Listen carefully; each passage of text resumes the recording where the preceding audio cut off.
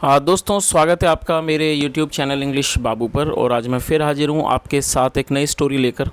और दोस्तों, आज की जो स्टोरी है बहुत ही मज़ेदार स्टोरी है, बहुत ही सुनने में आपको बहुत मज़ा आएगा। उसके अलावा इस स्टोरी के अंदर आपको कई सारे नए इंग्लिश के वर्ड मीनिंग सीखने को मिलेंगे, उनकी करेक्ट प्रोनाउंसिएशन के बारे में पता चलेगा। और दोस्तों, उसके अलावा जो इसका ग्रामर का पार्ट है, पार्ट ऑफ स्पीच है, उसे हम बिल्कुल डिटेल में कवर करेंगे, तो आप आसानी से ट्रांसलेशन भी सीखेंगे। तो चलिए आज की इस स्टोरी को हम शुरू करते हैं। और सबसे पहले हम कहानी का टाइटल देखते हैं। कहानी का टाइटल है एक्स ऑफ सॉइल। क्या मतलब हुआ? सॉइल का मतलब होता है मिट्टी। मिट्टी को क्या कहा जाता है? सॉइल। तो क्या मतलब हुआ? एक्स ऑफ सॉइल मतलब कि मिट्टी के अंडे। तो दोस्तों, ये इस कहानी का टाइटल है, शीर्षक है। और अब मैं इसे पढ़ना शुरू करता हूँ। और आपसे रिक्वेस्ट है कि आज की जो स्टोरी है इसके अंदर आपको कई सारे नए वर्ड मीनिंग्स मिलेंगे, तो आप उन्हें ज़रूर नोट करें। और दोस्तों, यदि आपको स्टोरी अच्छी लगे तो प्लीज़ लाइक भी करें। तो चलिए इसको शुरू करते हैं। 1 year the fields of Budhram grew a great harvest of huge pumpkins. क्या मतलब हुआ? देखिए, जो फील्ड का मतलब होता है खेत, और ग्रो का मतलब होता है बढ़ना। और ये सेकंड फॉर्म है कि चीज़ का बढ़ना, पैदा करना, ग्रीव। और ये ग्रो की सेकंड फॉर्म है ग्रीव। हार्वेस्ट का मतलब होता है फसल। और पंपकिन का मतलब होता है कद्दू। तो इस पूरी लाइन का क्या मतलब हुआ कि 1 year मतलब 1 साल। द फील्ड्स ऑफ बुद्धराम मतलब कि बुद्धराम के खेतों ने grew a great harvest of huge pumpkin मतलब कि विशाल कद्दुओं की अच्छी फसल हुई। कि कहाँ पर? बुद्धराम के खेतों में। ह्यूज का मतलब होता है विशाल या बड़े। बड़े कद्दुओं की बहुत अच्छी फसल हुई। They made long rows when harvested. देखिए यहाँ पर हार्वेस्ट, ये जो है इसको एडजेक्टिव के रूप में प्रयोग किया गया। हार्वेस्टेड का मतलब होता है कटाई, फसलों की कटाई, उसे हार्वेस्ट कहा जाता है। तो क्या मतलब हुआ? दे मेड लॉन्ग रोज।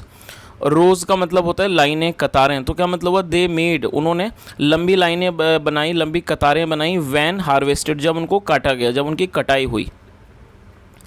इंसिडेंटली, इंसिडेंटली एडवर्ब है जिसका मतलब होता है संयोगवश, उसे इंसिडेंटली कहा जाता है। इनसे यह कह सकते हैं इत्तेफाक से।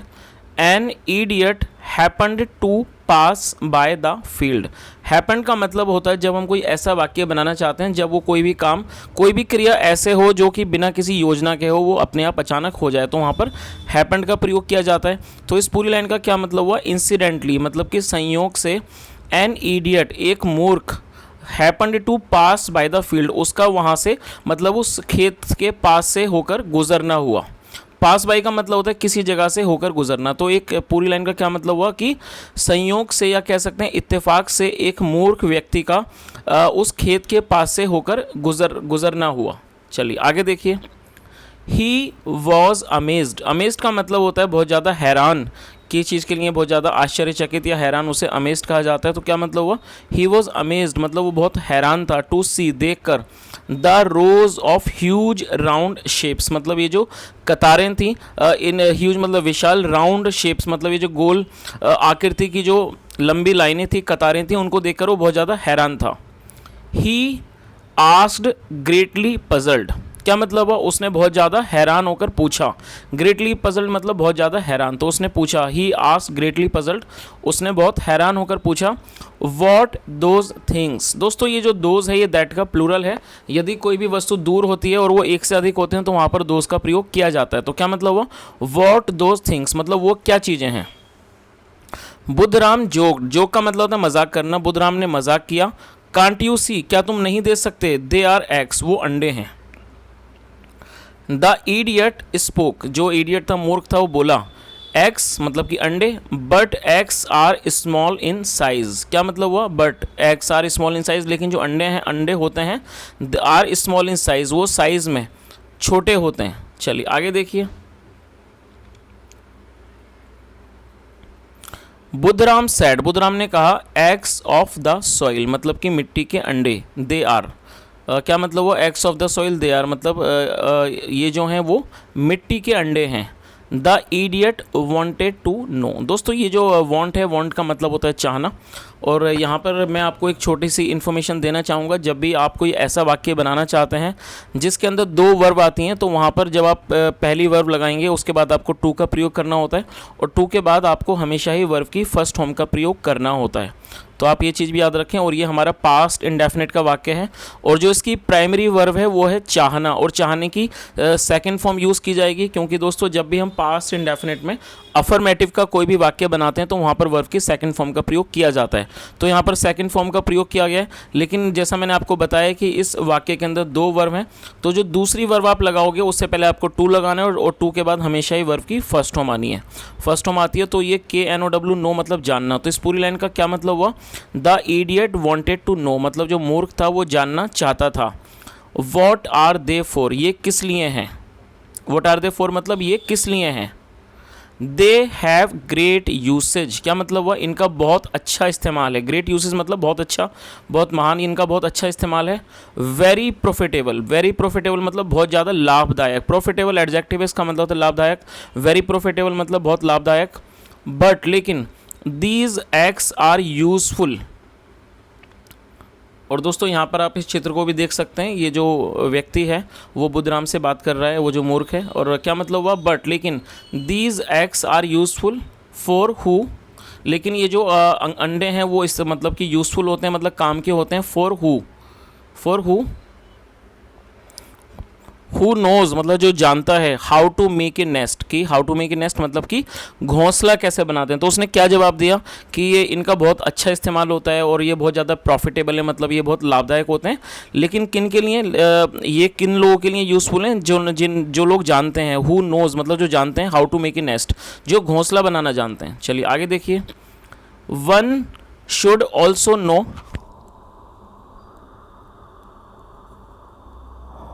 One should also know to incubate them. दोस्तों ये जो वर्ड है इनक्यूबेट, आप इसको नोट कर सकते हैं।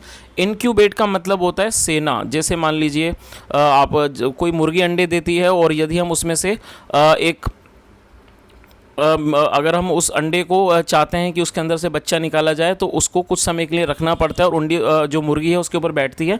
तो इस प्रक्रिया को इनक्यूबेट कहा जाता है, कि जब हम उस अंडे को कुछ समय के लिए रखते हैं ताकि उसमें से एक बच्चा बाहर आ सके। तो क्या मतलब हुआ? उसे इनक्यूबेट कहा जाता है। One should also know to incubate मतलब कि आना चाहिए, इनक्यूबेट करना आना चाहिए कि उसमें से बच्चा कैसे निकाला जाता है। इनक्यूबेट देम मतलब तो उस व्यक्ति को ये आना चाहिए कि उसमें से मतलब उस अंडे को इंक्यूबेट कैसे किया जाता है, उसको कैसे रखा जाता है। देन फिर दे विल हैच फोल्स। दोस्तों फोल का मतलब होता है घोड़े का बच्चा। तो क्या मतलब हुआ? देन फिर दे विल हैच फोल, और ये घोड़े के बच्चे को जन्म देंगी। हैच मतलब जन्म देंगी। कोल्ट्स और फ्लाइज मतलब कि कोल्ट का मतलब होता है बछड़ा, मेल मतलब कि जो घोड़े का जो मेल बछड़ा होगा उसे कोल्ट कहा जाता है, और ये प्लूरल नाउन है। और उसका जो फीमेल होता है उसे फिलीज कहा जाता है। फिली, और ये प्लूरल है फिलीज। तो क्या मतलब हुआ कि या तो बछड़ा होगा या फिर बछेड़ी। The idiot bought a big pumpkin, जो इडियट था, जो मूर्ख था, उसने खरीद लिया। दोस्तों ये बाई के सेकंड फॉर्म में बॉट मतलब उसने खरीद लिया। अ बिग पम्पकिन, उसने एक बड़े पम्पकिन को मतलब कद्दू को खरीद लिया। एट ए हैवी प्राइस मतलब बहुत अधिक दाम में खरीद लिया। एंड स्पोक और कहा, आई डोंट नो मैं नहीं जानता। हाउ टू इनक्यूबेट मतलब इसको इनक्यूबेट कैसे करते हैं, मतलब इसको कैसे सेते हैं। चलिए आगे देखिए। हाउ टू इनक्यूबेट मतलब कि उसने बताया कि मैं नहीं जानता इसको सेते कैसे हैं। आगे देखिए। बुद्धराम रिप्लाइड, बुद्धराम ने जवाब दिया, I will teach you. Teach का मतलब होता है पढ़ाना और सिखाना। तो उसने क्या बोला? बुद्धराम ने क्या जवाब दिया? आई विल टीच यू, मैं आपको सिखाऊंगा। The idiot reached his home with the pumpkin, क्या मतलब हुआ? रीच मतलब पहुंचना। जो इडियट था, मूर्ख था, वो अपने घर पहुंचा। विद द पम्पकिन मतलब कि कद्दू के साथ अपने घर पहुंचा। कद्दू लेकर वो अपने घर पहुंचा। चलिए आगे देखिए। द नेक्स्ट डे अगले दिन, ही एंड बुद्धराम मतलब कि ही जो है वो उस व्यक्ति के लिए यूज़ हो रहा है जिसने उस पम्पकिन को ख़रीदा था, उस मूर्ख व्यक्ति के लिए। ही एंड बुद्धराम मतलब वो और Budhram went to the nearby jungle, वो एक नज़दीकी मतलब पास के एक जंगल में गए। Budhram selected a tall tree, select करने का मतलब होता है चयन करना। तो बुद्धराम ने एक लंबे ट्री को मतलब एक लंबे पेड़ को का चयन किया। And got a huge nest up there, और वहाँ पर एक बहुत बड़ा, ह्यूज मतलब एक बड़ा जो घोंसला था वो बनवाया, वहाँ लगवाया। Budhram helped the idiot reach to the nest, और जो बुधराम था उसने उस मूर्ख व्यक्ति की मदद की, रीच द नेस्ट, उस घोंसले में पहुंचने की। एंड आस्क्ड हिम, और उसको कहा। आस्क का मतलब सिर्फ पूछना नहीं होता, जब हम किसी व्यक्ति को कोई काम करने को कहते हैं तो उसे भी आस्क कहा जाता है। तो क्या मतलब हुआ, पूरे लाइन को दोबारा से पढ़ लेते हैं। Budhram helped the idiot reach to the nest, मतलब बुधराम ने उस मूर्ख व्यक्ति की मदद की नेस्ट तक पहुंचने में, घोंसले तक पहुंचने में। एंड आस्क्ड हिम, और उससे कहा।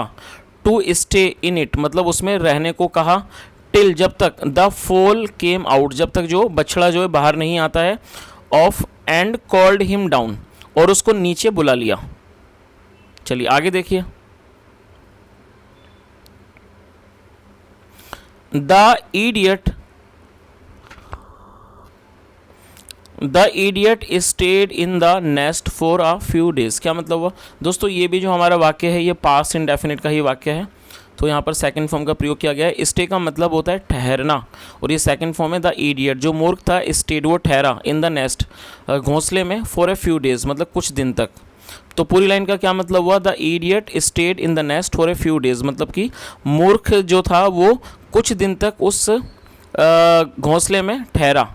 एंड देन, और फिर फेल अस्लीप, ये फील अस्लीप की, फॉल अस्लीप की सेकंड फॉर्म है, फॉल की सेकंड फॉर्म होती है फेल अस्लीप, मतलब फिर उसे नींद आ गई।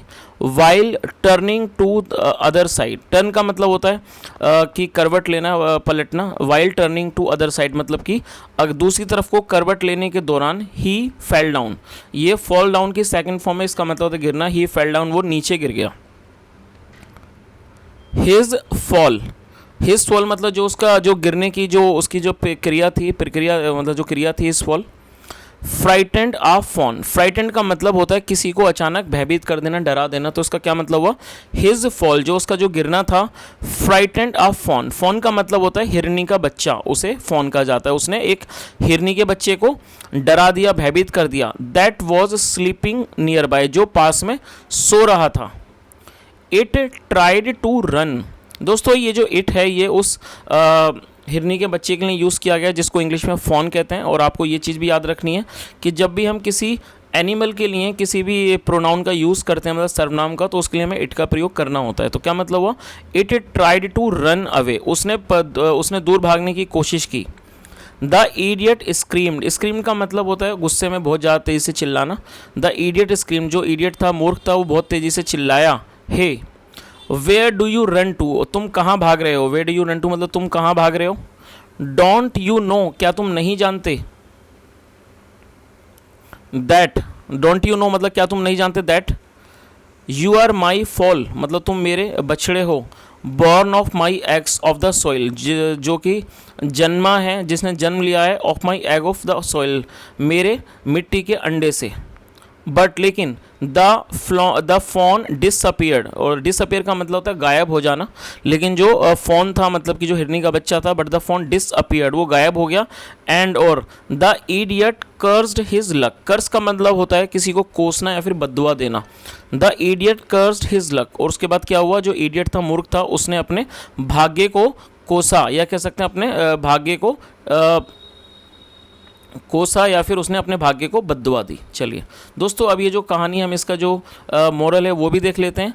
फूल्स invite others to make fools of them, क्या मतलब हुआ, देखिए फूल का मतलब होता है मूर्ख, तो क्या मतलब हुआ, जो फूल्स होते हैं, मूर्ख होते हैं, इनवाइट, वो निमंत्रण देते हैं, अदर्स, दूसरों को निमंत्रण देते हैं, किस चीज़ का, to make fools of them, कि उनको मूर्ख बनाने का। तो इस पूरी लाइन का क्या मतलब हुआ कि जो मूर्ख होते हैं वो दूसरे लोगों को निमंत्रण देते हैं अपने आप को मूर्ख बनाने का। तो दोस्तों ये आज की स्टोरी थी, और हमने जैसा देखा इस स्टोरी के अंदर कि उस मूर्ख व्यक्ति का फ़ायदा एक किसी दूसरे व्यक्ति ने उठा लिया।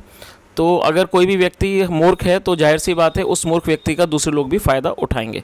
तो दोस्तों ये आज की कहानी थी, और यदि आपको कहानी अच्छी लगी और आपको मेरा पढ़ाने का प्रयास अच्छा लगा हो तो मेरी आपसे रिक्वेस्ट है, वीडियो को लाइक करें, शेयर करें, चैनल को सब्सक्राइब करें, और कमेंट करके ज़रूर बताएं यदि आपकी तरफ से कोई सुझाव हो। सुनने के लिए thank you so much. Have a nice day and bye.